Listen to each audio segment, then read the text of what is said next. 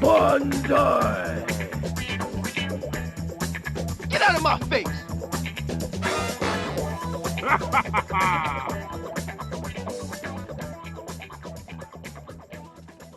Hello everyone, welcome back and thank you for tuning in with us for another episode of the Retro Achievements Podcast, where we cover a variety of genres, topics, and discuss the bits and bytes of yesteryear. Today we're diving in on something more tangled than your neglected Christmas lights in that old attic storage bin, the lore and timeline of the Legend of Zelda series.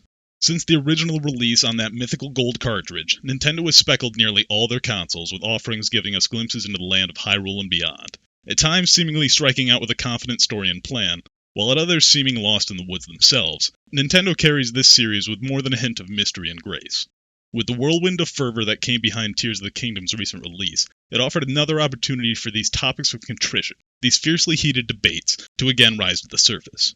For exactly that reason, I have my two guests here today, Sutarian and Galowiz, both vetted lexicons of Zelda knowledge, to help guide us through the twilight, through the woods, through the miniaturized land of the Minish, and find us the answers we seek.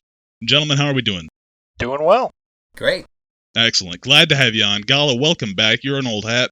Glad to see you aboard again. Frankly, you fit the topic once more. Zelda knowledge through and through. Sutarian, you're a fresh face, but not in the community. We see you all the time there. Let's start with you, man. Tell us a little bit about yourself. How are you doing? What's your time at RA like? And whatever you feel like sharing. Give us a little rundown. Yeah, sure. So I started with RA just about 9 months ago. So I'm still somewhat of a fresh face, although, as you said, I tend to try to get myself involved in every little piece that I can. For sure. Ever since joining, I've been really enjoying just about everything that the site has to offer. So I've been here about 9 months and looking forward to talking more about Zelda. Yeah, nothing wrong with that. Definitely, you sent me one hell of a, I asked for a small blurb, I think was my exact words, and you're like, what about 2-page Google Doc with triple bulleted points? So, yeah, definitely a reason you're on here today. Gala, give us a quick recap. I know, like I said, you're an old hat around here, but tell us what's going on and what makes you a good fit for this. Well, I've just been chilling. I've been playing more recently than I've been deving. All right. And that's because I've had that long streak when PS2 released. Oh, for sure. You were in the mines. Yeah, and now I'm doing a relaxing, playing more, deving every now and again. He's seeing the sunlight, gentlemen. Yeah. He's out of the mine. And I'm honestly enjoying my time playing Tears of the Kingdom. And I've got a lineup of Zelda games I'm going to finish for Retro Achievements. Fantastic. I put off some of them just because I need them. I really need to soak them up. You know what I mean? Right. Give them the time they need. Yeah. Now, one of the things I did want to set just as a general ground rule, since Tears of the Kingdom is so recent release, and I know at least one of you has played it, if it's covered in a major story beat, like if something that you learn through progressing a quest, let's not hint that, let's not use that as a spoiler. Let's try to ignore that. If it's something you've just encountered and was noticing, like, oh, the landscape matches up to this, or, oh, I noticed this mystic symbol, the game didn't draw my attention to it, feel free to, tie that in. That's going to be, just world-building tidbits. Nobody's going to worry about that kind of spoilage, I don't think. Otherwise, free game on any of the other Zelda games. You guys are going to be steering the ship, frankly, more on this than I am. There's, again, a reason there's two of you here, and that you're both powerhouses. That being said, what you want? Which one of you kind of want to start us off here? I brought a handful of different questions that I kind of wanted to touch on.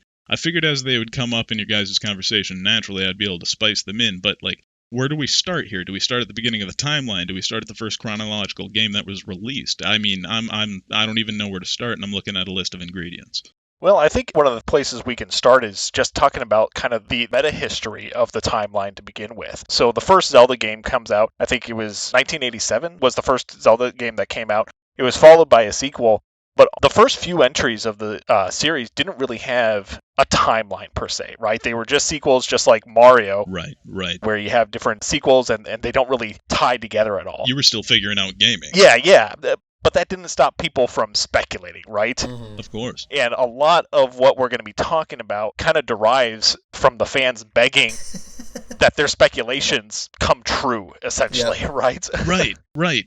And that's something that is pretty evident in the first game. A lot of my, not a lot, but a good handful of my questions revolve around some of these earlier entries and how they deviate and start to change. So, I mean, keep going. Lead us on. Yeah, well, so the first few games that come out, both of them on the NES, you have The Legend of Zelda and then Adventure of Link. And those were actually direct sequels to each other. In fact, Gallowitz, you might need to keep me honest here, but I'm not even sure if there's anything in-game that directly ties them. But in the manuals, it actually talks about this Legend of Zelda in the sequel that it touches on. Yeah. Self-referential already. Yeah. Exactly. Other than that, when you die, it says the return of Ganon. Mm-hmm. And, it's got Ganon laughing. That, and you're just supposed to understand that it's the same Link from the other game, because there's no other Zelda games that have come out. So then, you read the manual, you hear about this mysterious Princess Zelda, and then when you die, you see Ganon, you're like, oh shit, I messed up. We got to go back. I gotta find Zelda. Now, why would it be this mysterious Princess Zelda? If I recall correctly, you start that game in a church, and she's right there. No? Yeah, so that's actually one of the weird things about, well, there's a lot of weird things about Adventure of Link, and that could probably be its own topic entirely. But the Zelda that you see in that church is not actually the same Zelda that you had in the previous entry. And so basically there's this Zelda that I believe has been sleeping for a long time. I don't know if it's hundreds of years or something like that, but Sure.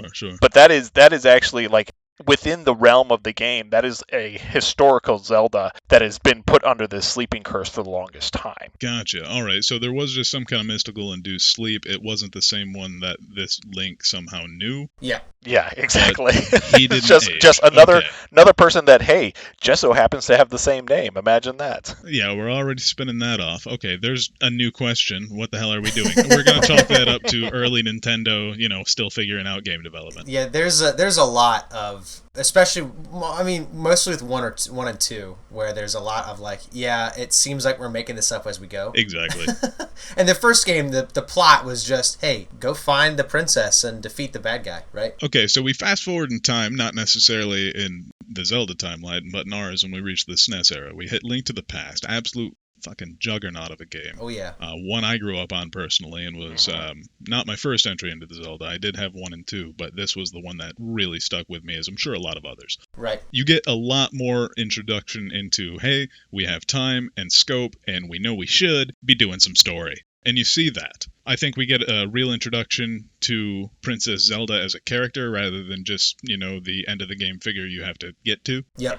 Where do we start seeing major deviations? Where does this fall into the timeline? Well, when you first, if you don't mind, I lead this one. Yeah. Yeah, go for it. When you first start, it tells the intro of how Hylians fought a lot of wars over getting the Triforce, and then it's like, oh, and then there was this dude who rose up to power and like stomped everybody else out and tried getting it himself. Then you get the sages who seal him away, and he's still imprisoned. And this is the first game for Zelda to show like a prequel story.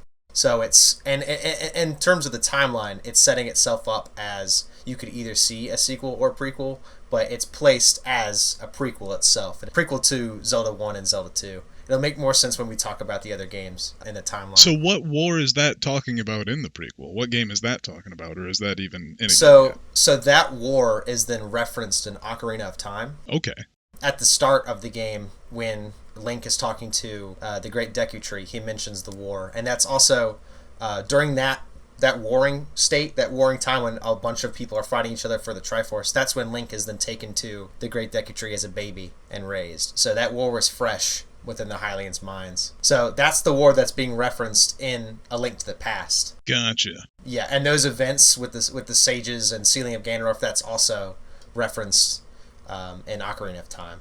Okay, so that's something where Nintendo started to draw some parallels. Yep. They wanted to start getting their games more entwined. Yep. It really kicked it off and laid the foundation, it sounds like, in Link to the Past. Other than the Game Boy games, which were sequels to A Link to the Past. Jesus. Yeah.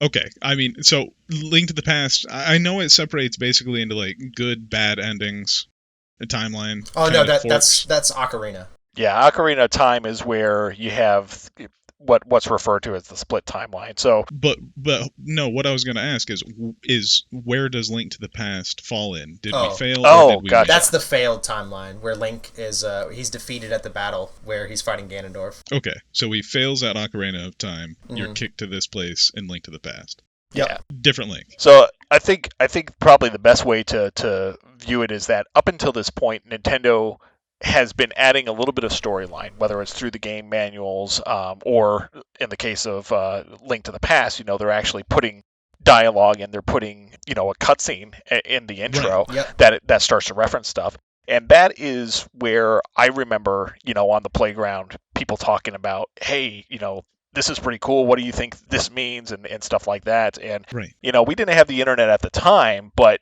even within our own, social groups and stuff, it was an exciting time to kind of, you could start seeing this formation of people trying to make sense of it. And I don't know if Nintendo even really had that had that at that point. Ocarina of Time is where, is the next game that comes up, and that's where things really kick into overdrive. Yeah. So, gentlemen, that's really going to actually hit into one of my first questions here. And we're going to touch on that right after we get back.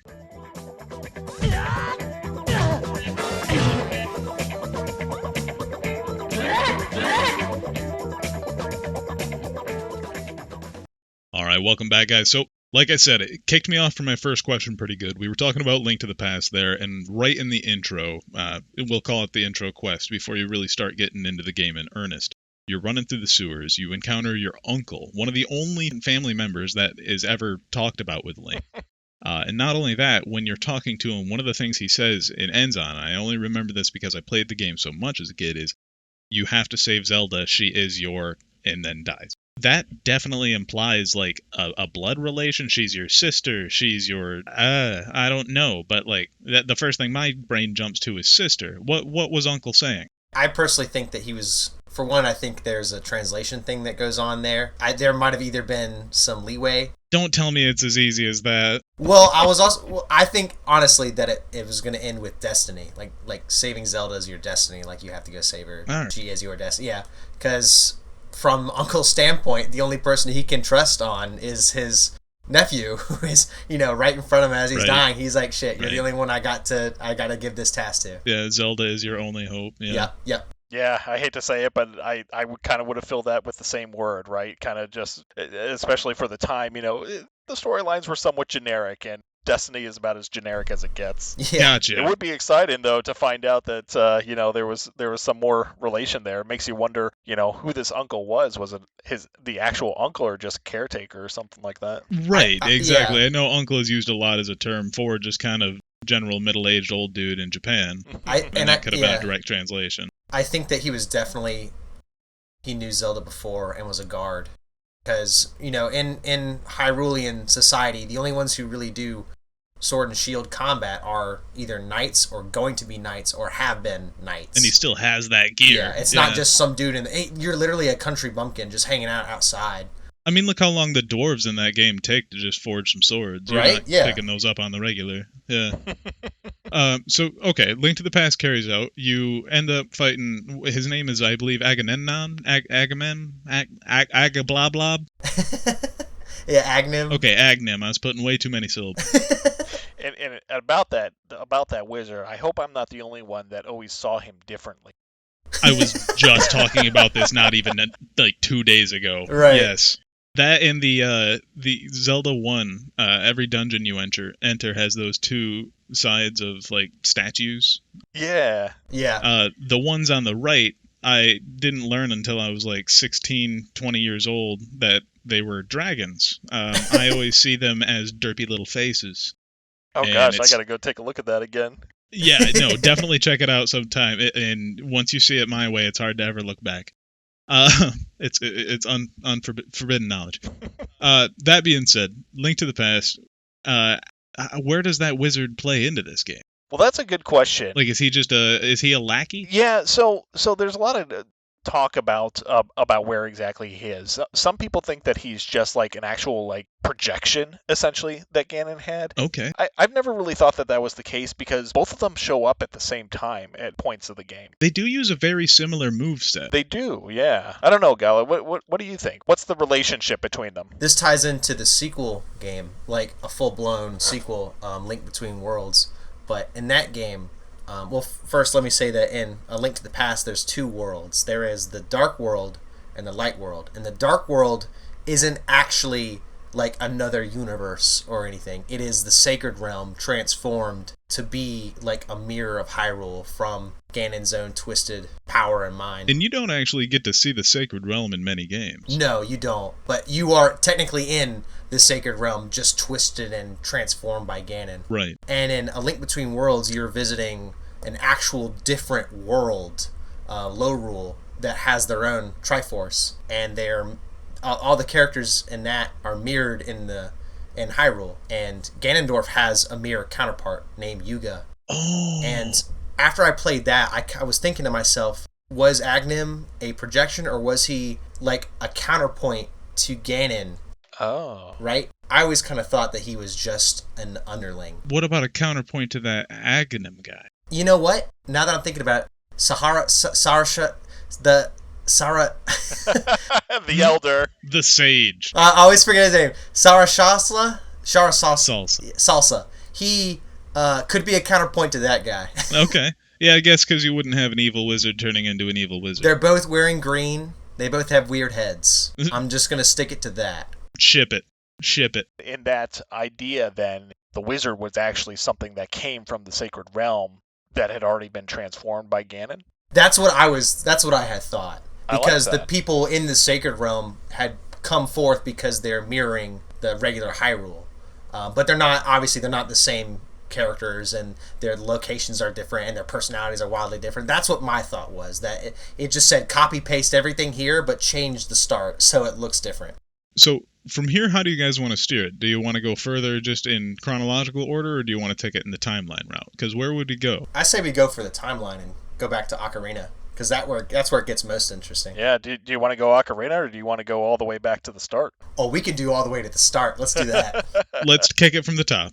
The very beginning of the timeline, well, in fact, there are events that are referenced that are even before that, but the first game in the timeline is Skyward Sword. And Skyward Sword came out at a time that was pretty interesting when you talk about the meta of, Nintendo acknowledging the timeline, because Skyward Sword came out around the same time that the Hyrule Historia book came out, which is the official, hey, we've always had this plan internally, or at least that's what we claim that we had, and here it is. You can purchase it. You can read everything. This is the Bible, basically that document that we had. We put it into a book for all of you fans that have been speculating for all these years to enjoy. That's actually what I picked up to read just in preparation for this episode, so I have a copy on my bookshelf now. It is awesome. And fantastic. It's so good. It really is. I learned just recently that there was an updated version. I think Hyrule Historia came out around 2011 when the game came out, but they have a new Hyrule Encyclopedia,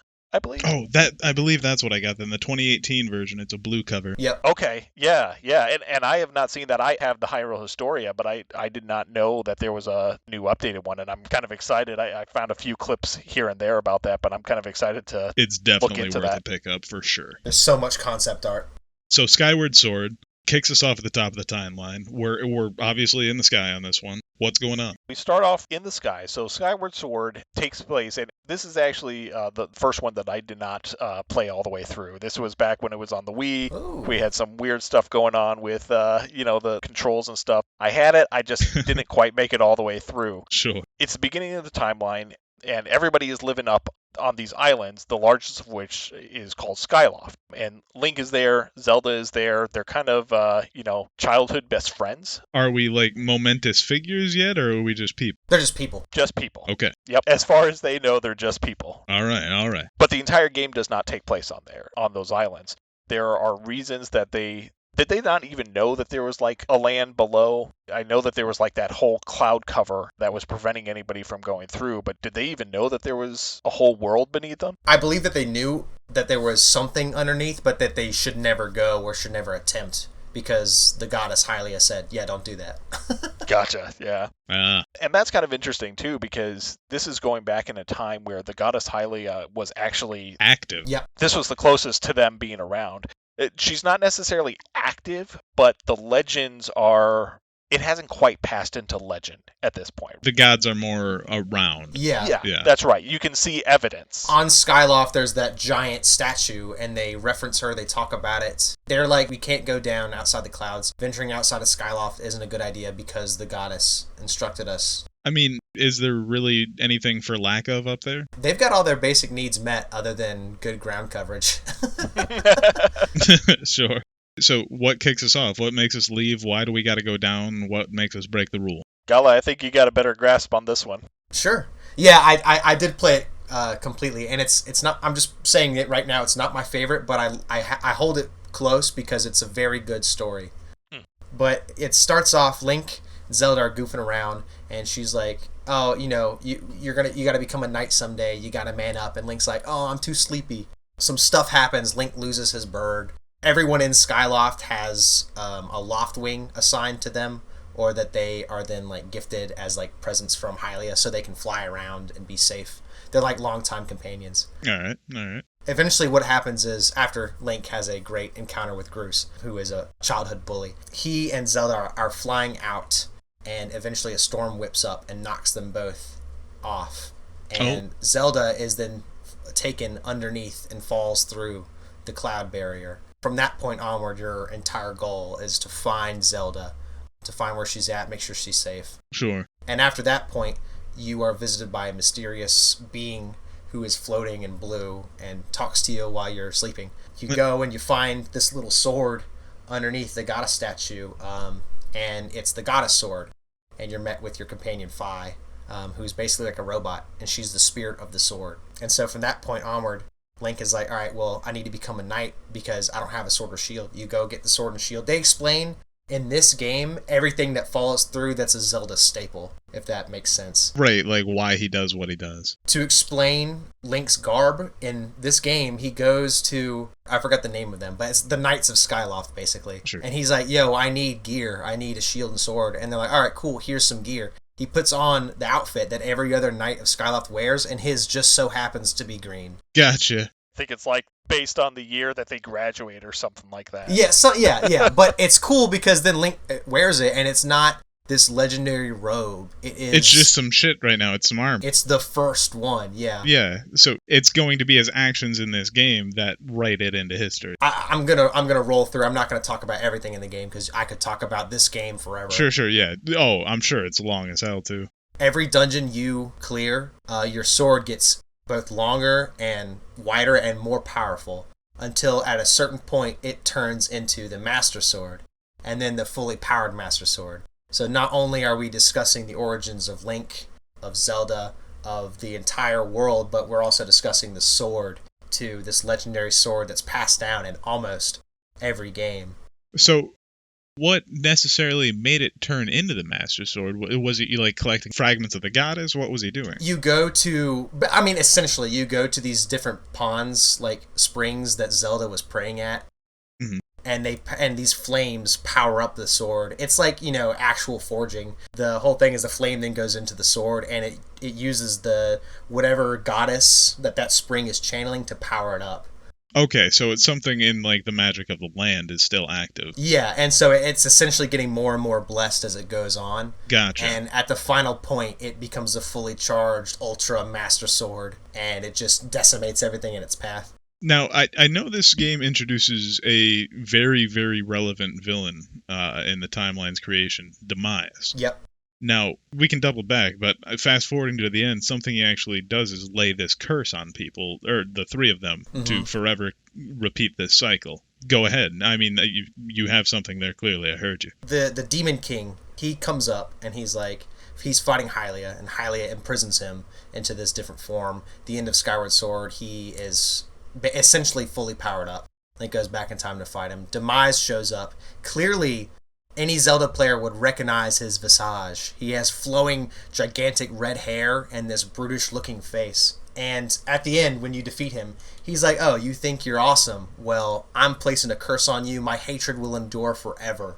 He curses both anyone who, I don't know if he says the phrase soul of the hero, but he essentially says anyone who's a hero like you, cursed. And we didn't discuss it, but Zelda herself is a reincarnation of the goddess Hylia. So he's like, anybody who has the spirit of the hero and the blood of the goddess, you're cursed. Gotcha. To essentially fight what I'm giving on forever. And then he vanishes. And of course, Link's like, boy, that was weird. And then returns back to Skyloft with Zelda. They've got the Triforce. They wish on it. Skyloft returns to the Earth where it once was. And at that point onward, Hyrule is founded. But yeah, that curse goes crazy. And in the whole game, there's a lot of hints of malice. Just dropping that in there. So it can be referred to, that curse can be referred to as demise as malice. Okay. All right, that's going to definitely come up later. That was like the MacGuffins. A little bit. You know, holy hell. Link and Zelda going back being like, oh, hope nothing bad ever happens to our descendants. Right? Well, we're good. Who cares? Let's go home.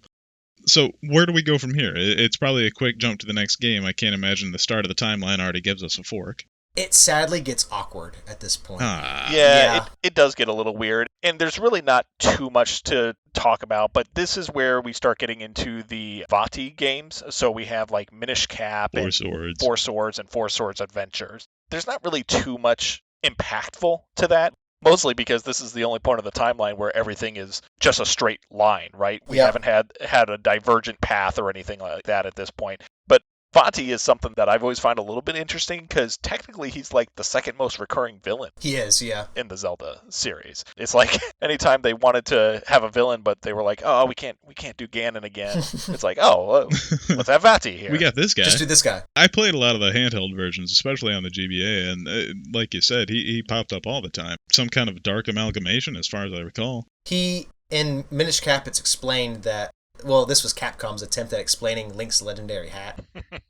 Eslo is this little Minish wizard, and the Minish are entirely small. They hide from people except for like children with good hearts, which is why Link can see them. And he's like, you know what? It's like the anniversary of when the Minish and the Hyruleans first met and were cool bros. I'm going to make this hat. So, hold on. I want to stop you real quick right there. Yeah, go ahead. So, we already have a new Link. Yes. Now... I can explain. How do... Oh, please do. So there are descendants, and then there are essentially new entire beings. I don't want to say reincarnations because they never really put it like that.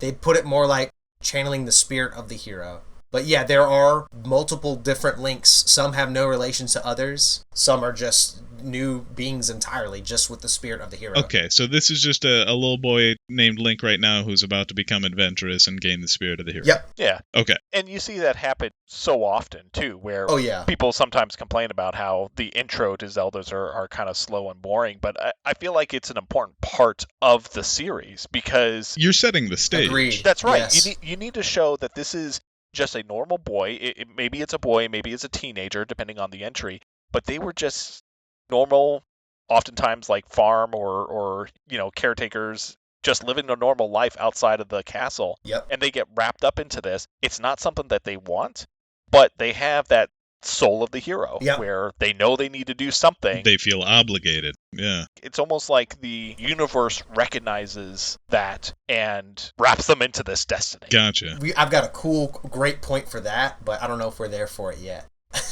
But I can mention There is one of the questions on my list for a later game that kind of ties into that, and I'm holding off till we get there, so go on. Cool, okay. The origins of Vati. It is important because one game kind of screws over everybody when they were discussing the timeline, and that's Four Swords Adventures. But Vati is Eslo, the Minish wizard's assistant, and Eslo's like, I'm going to make this wishing cap because the Hyruleans are cool and they deserve a cool gift. And Vati is this little Minish apprentice, and he's like, oh, this cap's pretty cool. What if I take it and wish to be an all-powerful wizard? Like, he's basically Jafar at that point. Oh, great. And Eslo's like, all right. That was kind of messed up. And Vati goes, as payment, I'm going to turn you into a bird hat. So that's where that happens. Gotcha, that's where the hat is. Near the end of Minish Cap, when Link has the fully powered Minish sword, which has now become the Four Sword. Just saying. Okay. It's different from the Master Sword entirely. Gotcha.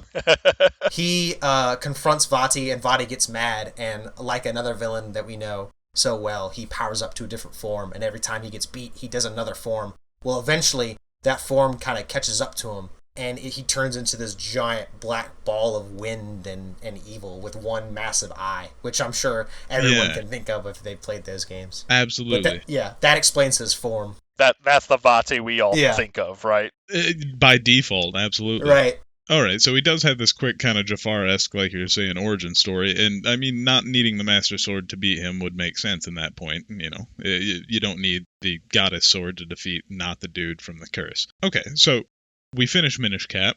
I assume this Link hangs up his hat, and we get to a new Link in a new game. Yep. Where are we at? Ocarina of Time. Yeah, this is the big one. Okay, so here's where we're at with Ocarina of Time. There was some kind of war then between just before Ocarina of Time, like you were saying. About 7 years before. So sometime after Link hung it up and got old or whatever from the Minish Cap, shit broke loose.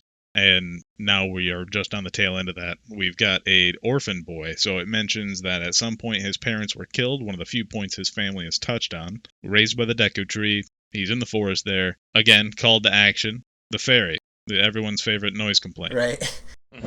Now, where do we go? What do we do? This is where we start seeing a bit of timeline divergence. Yeah, so a lot of big stuff happens here. And I think that this is one of the first time when they really started thinking, hey, let's really go all in with this storytelling thing.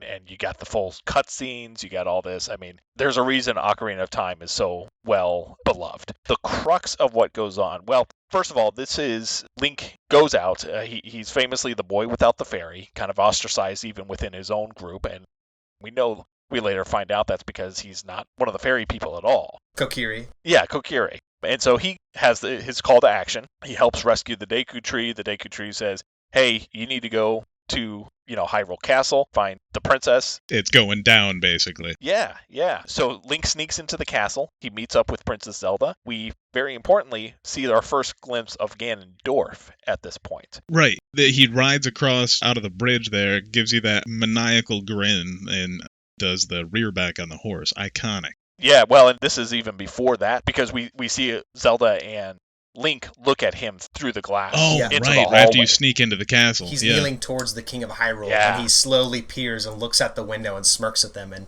both Link and Zelda are like, oh shit, and they pull back a little bit. Right.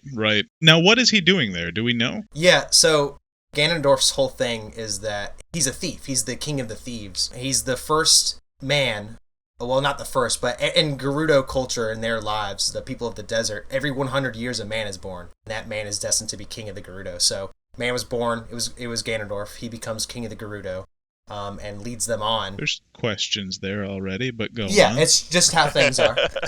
Don't question it yet. But Ganondorf is sneaky. And he essentially wants more because he's a thief. He wants more than what he has, and the desert has nothing. So he goes to the King of Hyrule and he pledges his loyalty. And he's like, you know what, King? The Gerudo, we're cool. I am pledging my loyalty to you, and I'm here in the castle. Definitely not trying to get close to you to see what else I can steal. Totally not backstabbing the shit out of you. Yeah. Totally not backstabbing, yeah. And he buys it 100%. Oh yeah. Awesome. Even with the turn and smirk, he buys it. All for on this. Yeah, you looked at my daughter weird. I like it.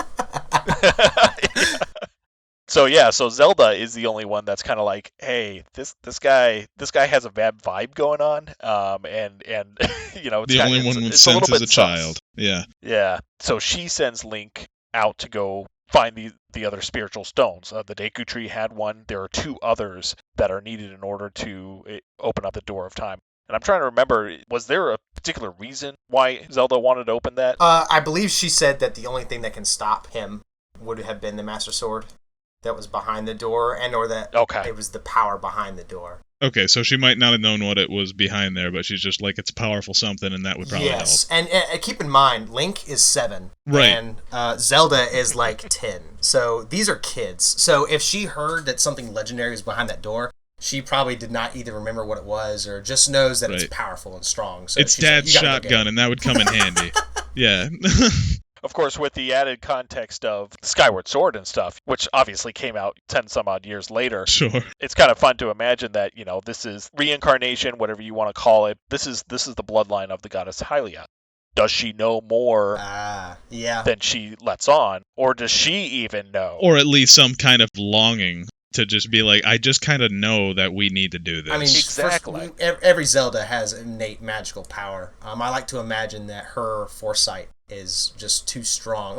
She talks about having dreams and everything, clearly a magical influence on her. But the fact that she is the only one out of everyone to be like, this guy's vibes are no good, clearly shows that she is of significant importance, more so than anybody else other than Link. Right. With the equal same importance of power. So Ganon leaves, does, like I said, his awesome cinematic close-up. He gets his glory shot. Gets out of there. We got to go get our stones. I'm assuming these are blessed by the goddess or something. Sure. Yeah, these are representative of the different races and the goddess's blessings, yeah. It's worth noting, too, that, again, going back to Skyward Sword, which brought in a lot of these things, that Skyward Sword was basically Nintendo's opportunity to say, all of this makes sense now. Gotcha. This is why we see the same things. The Goron, the Zora, a lot of the races there were 5 races, I think, that fought with the goddess Hylia. Yes. Way back before when they fought against the Demon King demise. Mm-hmm. So that could explain why the Goron have one of these spiritual stones, why the Kokiri have it, and things like that. Gotcha. Okay. So, yeah, that would make sense in the timeline down the line. So you get these stones, you bring them back to the Temple of Time. Is there... I know it's called the Temple of Time, but is there any... What makes you age up? So the big thing is that, first of all, the sword is huge. I think it's like either 3/4 or half of Link's size. So he goes over and picks up the sword, and essentially what happens is the sword is like, you're just not ready. You're not mature enough. You're not big enough to hold the sword. You can't even swing this thing, yeah. And it takes you through time, but it seals you away until you're ready. So it just puts you in like a stasis as you age. Yeah, exactly. Okay, so things are still happening outside. That's why the world goes to shit. Yeah, and when you do that, when you open the door of time and take the Master Sword, there's that cutscene right after where Ganondorf is like, "You fool! You have opened up the key to the sacred realm, and now I'm going to reign free." And at that point, he grabs the Triforce within the sacred realm, but because of his corrupted heart, only the piece that applies to him the most stays. Every other piece, the 2 other pieces go and disappear, and that the piece that he holds is power. And I think we forgot to mention, but the reason the Triforce is so important is because there were 3 goddesses, Din, Fervor, and Nehru. Okay. And after they created the world in tandem, they left. And the single point at which they left, like when they met, created the Triforce. And you can wish on it and have anything. It was the gift from the golden goddesses to the land of Hyrule, basically. And Ganondorf was like, okay. I want it, takes it, it shatters. He keeps the Triforce of Power, and his whole goal is to get the other 2, because once he gets them all back, it won't shatter again, and he can get his ultimate wish. Now, do we have any inkling of where these 2 went, or did they straight up just vanish? Yes. Later on in the story, you find out that one is in Zelda. And, of course, he's captured Zelda. And when you go and confront him, he's like, okay, cool, so I've got the Triforce of Power. Here it is in my hand. Don't I look cool? Zelda, Princess Zelda, she's got the Triforce of Wisdom. And guess who has the other one? And Link's like, uh-oh. Yeah, shit, we're all here. Yeah, he's got the Triforce of Courage. So his whole plan was letting Link, come to him. So he didn't have to do all the hard work, I guess. Right, yeah. I'll wait here in my fortress. Please climb up this weird central pillar. Right, while I play the organ. Yes. Which Ganondorf does that a lot in this game. Oh, yeah. He's a pretty passive villain. And the same could be said of a lot of the games that he's in, but that's just the nature of, having a final boss you get to. Yet still damn near accomplishes his goal. Oh, he essentially does. Yeah, both with the spiritual stone. Yeah, this is actually where the timeline diverts. Now, what happens here? Is it just he turns into that giant pig beast and kills Link on top of the tower? To get to the ruined timeline or whatever, Link is killed in battle. And pig Ganondorf as a last resort turns himself into Ganon, his pig form. And when Link is killed, or if he is killed, the sages come and seal him away within that form. That's important to note. Now, is this the first time, since he has the Triforce now, is this the first time where we actually see him and we see him in the previous games in our life, but is this the first time in the timeline where Ganon has the power, or Ganondorf has the power to become Ganon? Yes, this is the point where he becomes the pig man. Okay, and that's supposed to be just a reflection of his true inner self. Yes, exactly. Okay, so we have him now with power, assuming, throughout the timeline now. Which way do you guys want to take it? Do we want to jump from OOT yet? Is there still more here that you want to touch on? There is a question I have in this game, but it frankly touches on in many other games. Go for it. Might be quickly answered. Stones of Truth, Gossip Stones. They have this almost like Sheikah symbol on them. The symbol changes from game to game. Never really explained where they came from, as far as I know, or how they function, what they do, why, how. Yeah, so the Sheikah, they were basically a tribe of warriors, I Yeah. think they were. And Impa was one. We see her, she's already garbed in that. And the form that Zelda takes while she's in hiding is also that of Ashika, and she goes by the name Sheik at the time. Right. And so they do have references of them all around, Are they the ones who put those stones there? Yes. presumably. It's implied that the Sheikah are just known for their many mysterious ways, but the implication of their symbol as in Ocarina of Time as on the eye of the stone, yeah, it's implied to be theirs. Right, and I believe in it's Twilight Princess where the stone changes to a gossip stone and it looks like something completely different. Is that just... I mean, I feel like Zelda at this point, or Nintendo at this point, would have a pretty good handle on keeping that stuff consistent, but is that just, hey, we're changing it, or what's going on there? Which stone are you talking about in Twilight Princess? Yeah, I'm trying to remember. I'm pretty sure they're called gossip stones, or they just have, like, blue text on I'm them. drawing a blank. I'm not sure if they're in Twilight Princess. I might have the wrong game. I know there is one in Wind Waker, but it's different than what we imagine. Gotcha. Well, either way, we'll chalk that up to the Sheikah, or we're planting messages around. They had the Howling Stone. That's what it was. Yes. Howling stones. Yes. Yeah, and they do have the Sheikah Yeah. symbol on them. Yeah, so that's actually it, and we can probably talk more about that when we get to Twilight Princess, because there are some neat Sure. things that tie in there. But that is definitely a 100% reference to the Stones of Truth, or the Lens of Truth, and all that they had in Ocarina of Time, because that's where you learn those extra skills in Twilight Princess, which is one of the connections that they have to the timeline. Does that imply that the Sheikah then made the Lens of Truth at some point? I would say 100%, yeah. Definitely, yeah. You can actually go around with the Lens of Truth to all the Sheikah stones in Ocarina of Time and get like little tidbits of information, some background lore and stuff like that. So Right. So it would be their kind of technology. Yeah. All right, makes sense. Now, like I said, where do you guys want to take it? Do we want to have Link fail? Do we want to have him survive? Yeah, so let's kind of lay out the three different possibilities that are out there. So 3. Ocarina of Time ends with this big fight on top of actually in the ruins of Ganon's castle. You defeat Ganondorf at the top. There's an escape sequence where you and Zelda have to escape out of the tower, and at the end there, Ganondorf is in the rubble. He pops out. The Triforce of Power basically allows him to turn into Ganon. Link fights him, and there are 3 possibilities that happen at this point. The one we kind of already talked about is where Ganon defeats him. Now, this is a real downer of a timeline. Yeah. But the Hyrule Historia says that it's the heroes defeated, or the decline of Hyrule timeline. And what happens there is that Link and Zelda just straight up are dead, right? This goes into a timeline where there's continual resurrections of Ganon, because as far as I know, he's not immortal. No, he dies. But no one's around to stop him, so... He gets sealed away in his pig form, which is important to note because in this timeline, he only shows up in that pig form. He's like, I'm done. I'm just, here I am. This is what I am, and this is what I am. He equips the one trident that he uses. Right. Now, this is what leads us to the first 2 games. Yeah. Eventually, yeah. A Link to the Past is actually is first in there. Then you have the Oracle of Ages and Seasons. Mm-hmm. Game Boy release. The 3DS Link Between Worlds presumably is in that timeline as well. Yep. Sure. Then you have The Legend of Zelda and Adventure of Link. And what you'll see in all of those is, partially because these are all the early ones before they came up with the concept of Ganondorf, but you see Ganon coming time and time again. He shows up in A Link to the Past as the pig Ganon. Yep. He shows up in Oracle of Ages and Oracle of Seasons, again being resurrected with the help of somebody else, comes back again. Same thing with Legend of Zelda and Adventure of Link. He keeps coming back in that pig form, usually with the assistance of somebody else. Yep. Right. Yeah, the infamous game over screen and that laugh, like you were saying earlier. Oh, yeah. So that pretty much, we dug in on a lot of that Heroes Fail timeline, just kind of naturally in our previous talks. What are our other 2 routes? So the other 2 routes are what we call the adult timeline and the child timeline.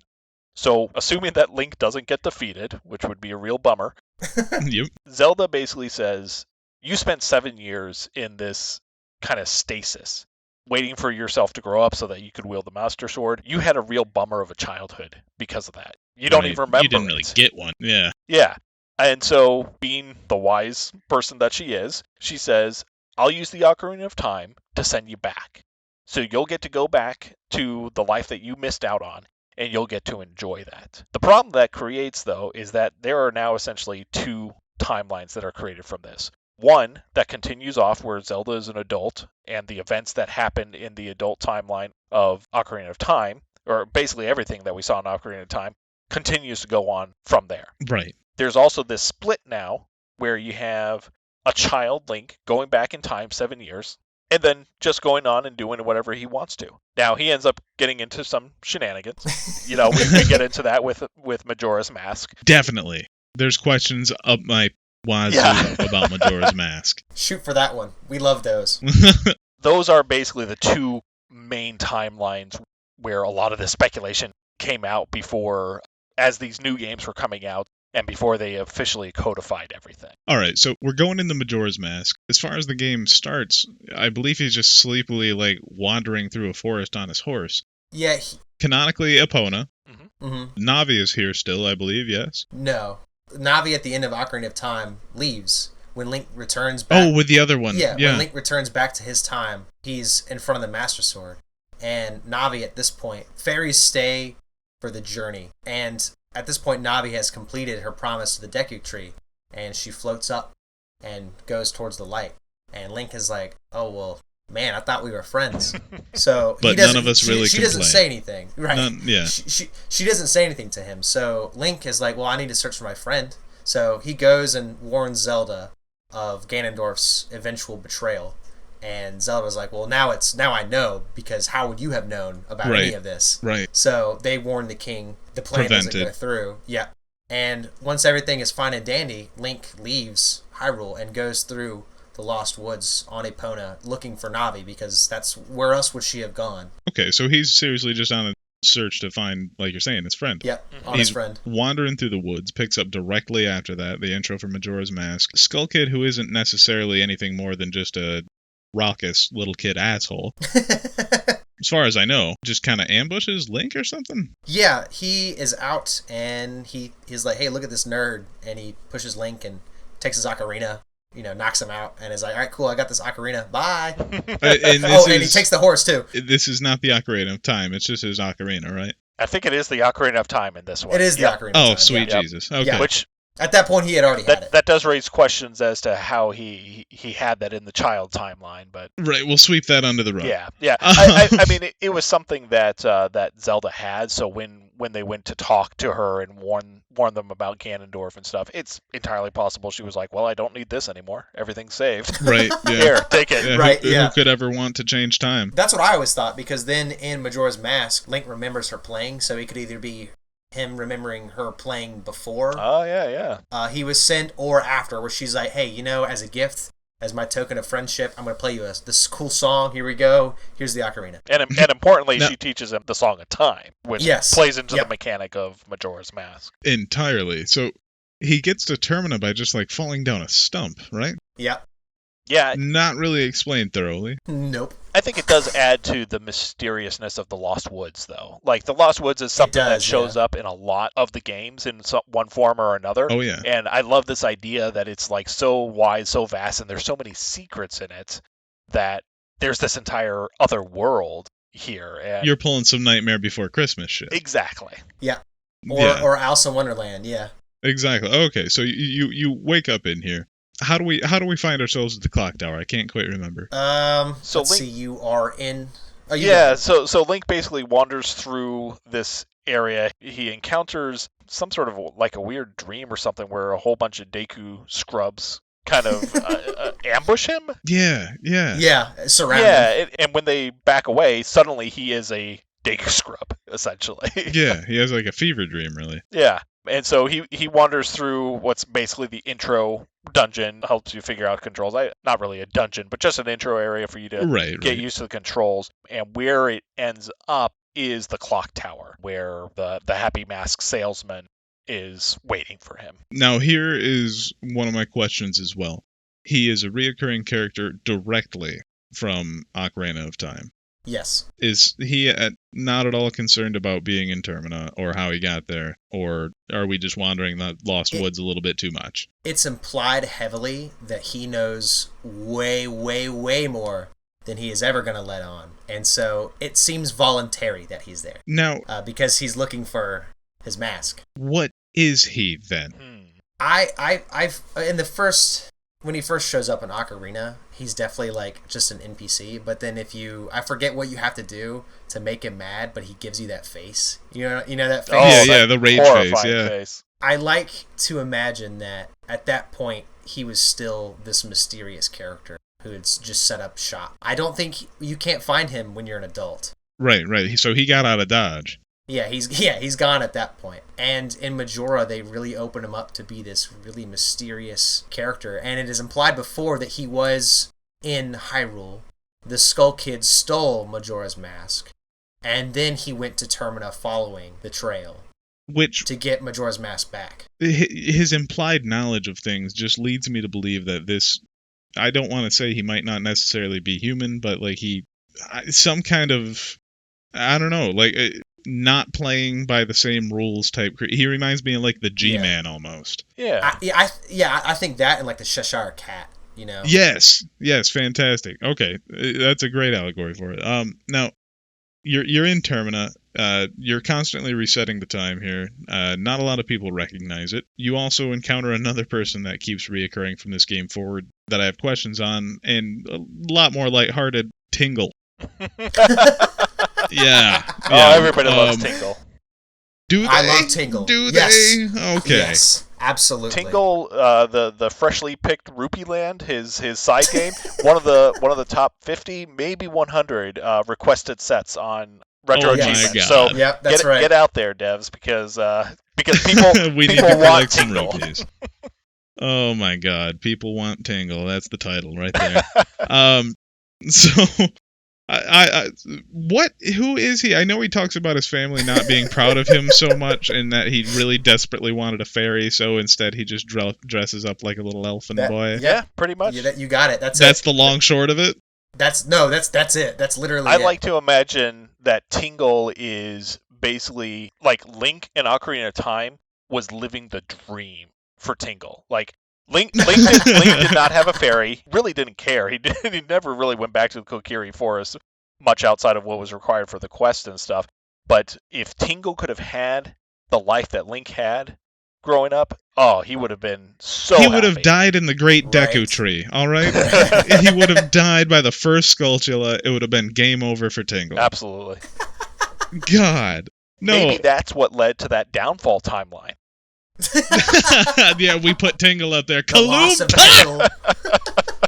That's something that raises questions, though. How does this normal scrub of a man keep popping up in other games and other timelines and other instances? Why is he getting the same kind of resurrective powers normally reserved for, good people? Well, he's not the only one, too. I think it is fun to imply both, just like Link, either descendants or reincarnations.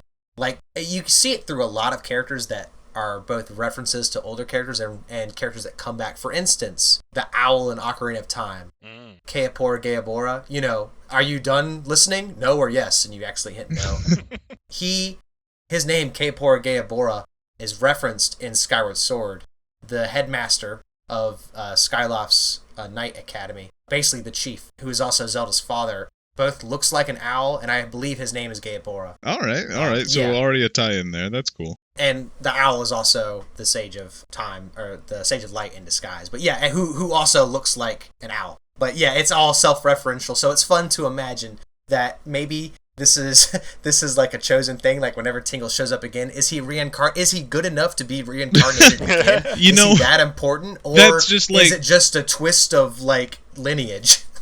It's like, I don't know, man. The goddesses were going out to water the vegetables and stuff, and then when they were all done, they're like, well, I guess the watering can still has a little bit left in it. I'll give it to this thing over here. I'm so glad they did. God. A glorious day indeed. It's Tingle's greatest day, I guess. God damn it. It's also fun to imagine that Majora's Mask, when it was in development, or at least on the US side, was referred to as Zelda Gaiden, which are basically side stories. Gaidens are side stories. And all right. So a lot of them there was a lot of implication that the stuff that went on in Majora's Mask maybe didn't really happen. Maybe it was a fever dream or things like that, but they were all people that Link encountered in his life. So, you have the people that tended the ranch at Lon Lon, and they show up in Majora's Mask, but they have different names. Yep. They have different ranches and things like that. And so I like to imagine that the same thing is true for the new NPCs that were added, like Tingle. Sure. Where maybe Link did encounter Tingle sometime in Ocarina of Time, and we just didn't see that part. I mean, it would make sense. We could be looking at a whole, Hyrule as itself could be cyclical in nature. Mm-hmm. We could be looking at something like that when you see, like you're saying, just how many people are, maybe not the same characters, but you see reoccurring models, especially from Ocarina of Time to Majora's Mask. I'm obvious that's going to be a development limitation on some capacity, just so they can get the game out. Yeah. But, it lends credence to the thing that this does really have we're all in this together. I don't want to get... Which is a big theme of Majora's Mask as well. Absolutely. And I don't want to get too far away from that, so I'm going to link us back to Majora's Mask, and we're going to dig on that right when we get back. Hey everyone, Time Crush here. Wouldn't you know it, we ran long once again. With a topic like this though, how couldn't you? These lore breakdowns are something I'd like to revisit occasionally with other games as well, like MGS, Kingdom Hearts, and more. Thanks for listening, and I can't wait to see you again next time for part 2.